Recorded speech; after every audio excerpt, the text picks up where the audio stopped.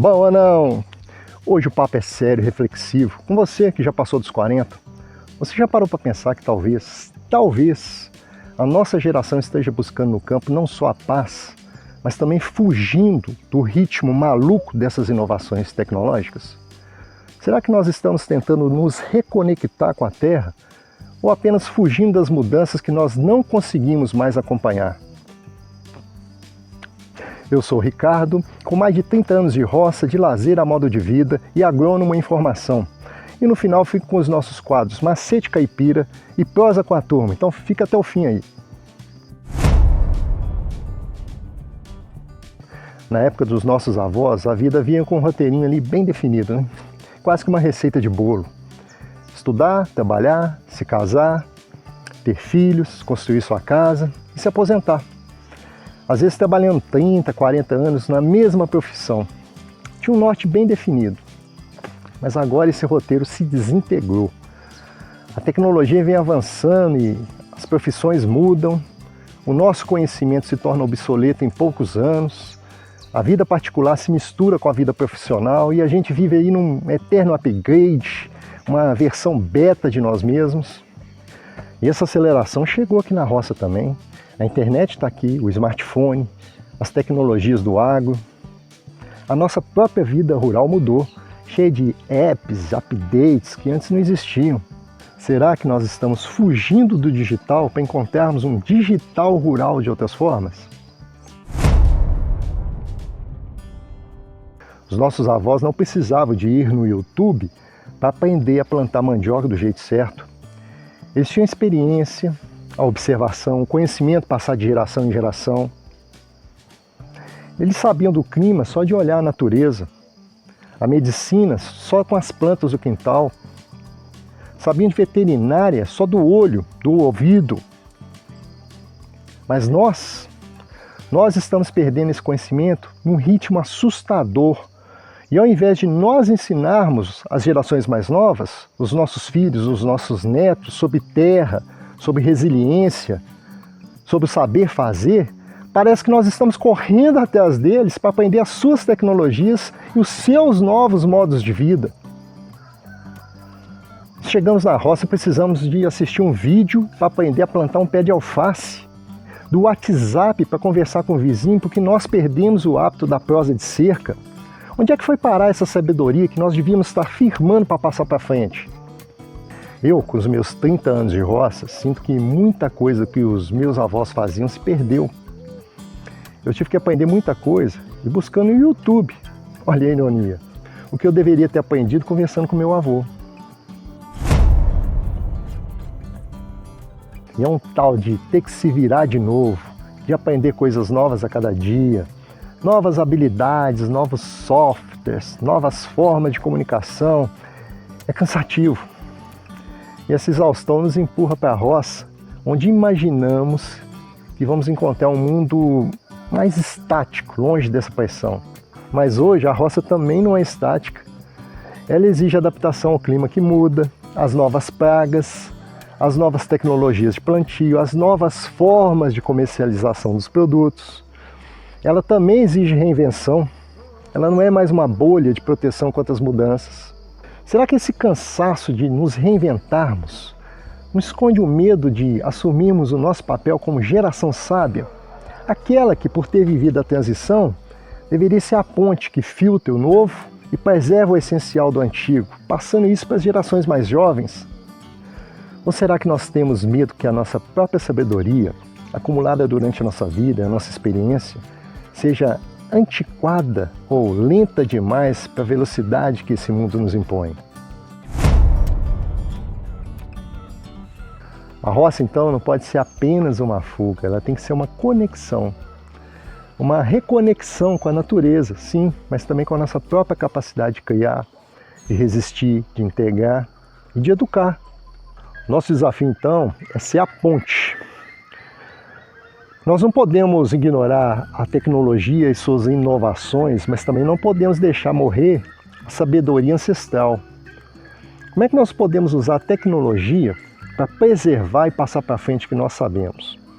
Como é que nós podemos usar o YouTube para registrar os macetes caipiras que os nossos avós não tinham tempo e nem meios de documentar. A nossa geração, a sua e a minha, é a geração que viveu a transição. É a geração que tem um conhecimento dos dois mundos. Nós somos a geração que pode mostrar como o smartphone pode ser uma ferramenta de controle de irrigação, mas que também pode ensinar que a água da rega vem do ciclo da chuva que ele aprendeu a ler no céu. Ao invés de fugir, vamos assumir o nosso papel. O que você acha da sua geração pode ser resgatado e passado para frente? O que te cansa nesse ritmo acelerado? Como é que nós podemos transformar a roça num lugar de reconexão com a nossa sabedoria e não um lugar de fuga? Essa é a nossa prosa por hoje, um tema denso eu sei, mas que me provocou e eu espero que tenha te provocado. E eu quero saber muito a sua opinião. Qual que é a sua impressão sobre essa busca pelo campo? Você também se sente cansado de tanta inovação? Deixe sua prosa aí nos comentários e vamos para o nosso macete caipira e depois a prosa com a turma. Bom demais isso! Você conhece o arroz de bambu? Pois então, aqui na minha região o bambu não dá semente todo ano. E dizem os antigos que em ano que o arroz de bambu cai no chão, é ano de seca. E tem um outro ditado por aqui que fala que a flor do ipê não cai na poeira. E essa eu já verifiquei.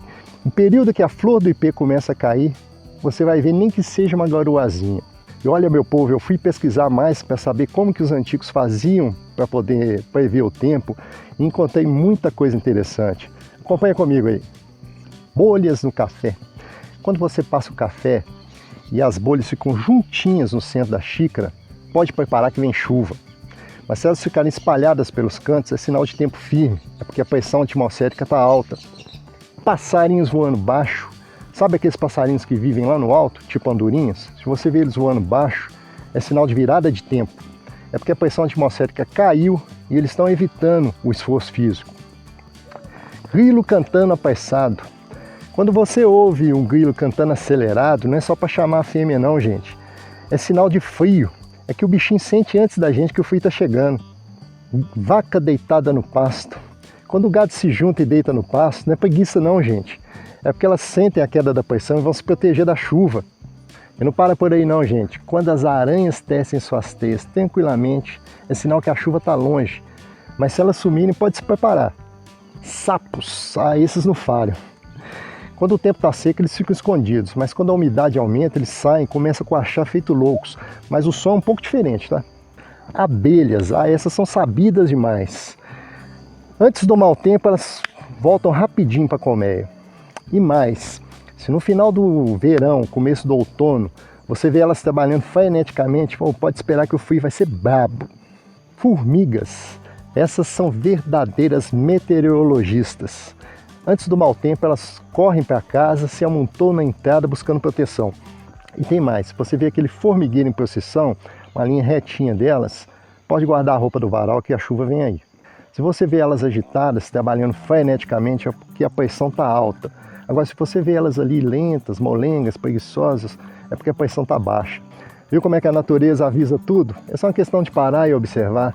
Se você tem alguma dica a mais, deixa aqui no comentário para a turma. Gostou desse vídeo? Curta, se inscreva no canal que no próximo vídeo tem mais. E fique agora com a nossa prosa com a turma. E agora nós vamos para a nossa prosa com a turma, respondendo e reagindo aos comentários do meu último vídeo, Viver Só da Terra. Primeiramente, eu gostaria de mandar um abraço para o Claudemir de Viamão, Rio Grande do Sul, e para o nosso vizinho aqui de município, o Acorde em Tempo, em Nova Serrana, Minas Gerais. Gente, o canal ainda é pequeno, mas eu estou vendo um crescimento muito bacana, graças à participação de vocês. Há pouco mais de um mês eu estava fazendo um vídeo agradecendo aos 750 inscritos do canal e hoje nós já somos mais de 5.300, inclusive com a audiência de mais de 14 países além do Brasil. Provavelmente brasileiros espalhados por esse mundão, né? Além dos irmãos de língua portuguesa de Portugal, Angola, Moçambique, Guiné-Bissau, um salve para os nossos irmãos de língua. E eu só tenho a agradecer, porque sem a participação de vocês, sem a atenção, nada disso seria possível. Gente, valeu demais! E o Cantinho da Roça escreveu o seguinte: Ótimo vídeo. Estou nessa transição. Gostaria de deixar uma pergunta. Hoje o senhor consegue viver da terra? Vende a produção? Minha preocupação maior é conseguir vender o que produzi e conseguir viver dessa renda, sem ter que sair para trabalhar fora. A base inicial seria o sisteminha Embrapa e, com o tempo, ir escalando a produção de acordo com a necessidade do mercado. Terreno, 2 hectares. Cantinho da roça, eu não dependo exclusivamente da minha produção, mas eu tenho renda aqui sim, através da produção de mandioca, que eu descasco, embalo a vácuo e entrego no comércio local, além de um pouco de gado de corte, mas o gado de corte não te dá uma renda mensal. Tem uma particularidade que talvez você não tenha, é que eu moro com meu filho, que é portador de necessidades especiais e é totalmente dependente. Então eu não tenho condições de trabalhar o dia todo com a produção de qualquer coisa, porque eu tenho esse detalhe na minha vida. Mas se você não tiver esse impedimento, é totalmente possível. Inclusive, muita gente vive disso, não é mesmo? O sisteminha Embrapa, cara, eu sou muito fã desse sisteminha, até pela transparência e honestidade do objetivo dele, que é você tirar famílias de baixa renda da condição de inanição ou de insegurança alimentar. A proposta dele principalmente é essa, mas você pode escalar para poder explorar comercialmente o seu excedente de produção. É muito bacana. Depende da mão de obra da família, eu não sei como é que são suas condições. É possível sim, você escalar isso, é um bom projeto, é um bom início de partida. Não deixe de se atentar ao detalhe da comercialização, tá? Planeje mais a comercialização até do que a produção, porque a comercialização ela não depende só de você, ela depende de fatores externos. E a produção ela depende mais de você, apesar da influência de alguns fatores externos, né? Mas você pode ajustar, você pode corrigir eventuais falhas ali. Eu te recomendo aí começar a procurar umas feiras livres ou formar cesta de produtos para clientes fixos, né? Provavelmente você vai atuar mais na venda do varejo, porque o atacado tem características muito diferentes. Então, para você iniciar, eu te recomendo iniciar focando no consumidor final, beleza? Espero aí que você tenha sucesso na sua empreitada. Um abraço. O Kuzuona Kendi escreveu o seguinte, acho que é assim mesmo que fala. Bom dia, se tiver um holocausto, eu já pensei muito sobre isso. E também já vi vários vídeos. Enquanto tiver o que comer e beber, os seres humanos vivem bem. Mas a partir do momento que começar a faltar, eles são piores do que animais. Vão procurar alimentos a qualquer custo. Não vai existir humanidade, não vai existir educação. E por quanto tempo durariam os alimentos? Em um local isolado, eu acho que não seria vantagem viver isolado nas florestas. Nem sei se quero estar vivo nessa situação. Espero que nunca aconteça. Kazuona, eu concordo com você. O que mantém a nossa sociedade funcionando são as regras sociais, né? A partir do momento que isso é quebrado, nós somos somente animais sociáveis. Vão haver formação de grupos, porque é da nossa natureza, e não vão haver regras, assim como você vê aí com os animais silvestres, né? A briga por território, briga por alimento, até briga por direito de acasalamento. E nós não vamos perder essa essência, nós somos animais mesmo, tá ok? Um abraço aí. O Sandro Cordeiro escreveu o seguinte, ouvindo isso dentro de um condomínio da MRV na periferia de Suzano, onde moro. Ô Sandro, não é nada pessoal, tá? É porque eu já vivi num condomínio desses e eu sei que sem crise já é uma crise. Então, fica aí o nosso abraço, beleza? A Josiane Tassinari escreveu o seguinte, eu me mudei há 2 anos, estou bem perto da cidade. Na verdade, hoje estou mais perto de recursos como médico, grandes supermercados, combustível, todos os sítios têm morador, tem até um condomínio colado. Todos os sítios são produtivos e nós produzimos para nós e vendemos. E abrimos um balneário. Trabalho bem menos que quando morava na cidade. Lá eu era motorista de táxi, guia de turismo, professora meio período e ainda costurava. Josiane, que maratona, né? É um exemplo de organização que vocês fizeram aí. É um exemplo de mudança de estilo de vida com sucesso. Parabéns para vocês. E parabéns aí pro grupo. Eu não sei da cidade que você é, que não está mencionado aqui, mas de toda forma fica um abraço aí pro pessoal do balneário, tá ok? O Diego escreve aqui o seguinte: também gosto de escutar os anciões. Você, querendo ou não, virou um deles com suas histórias, kkk.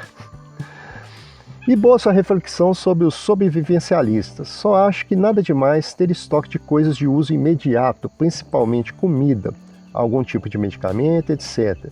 Prefiro prevenir do que remediar. Literalmente.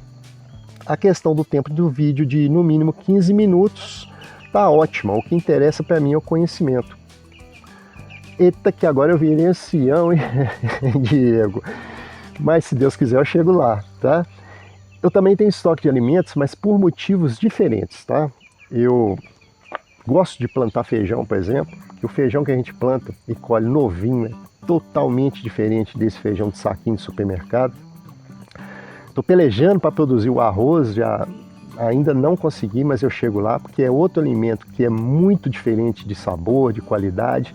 Talvez não seja tão viável economicamente, mas é mais pela qualidade que você tem naqueles alimentos. Tem estoque de carne, obviamente, se a gente mata um porco, o freezer fica cheio de carne. E plantação de mandioca, se eu quiser comer carne com mandioca aqui por meses, eu consigo.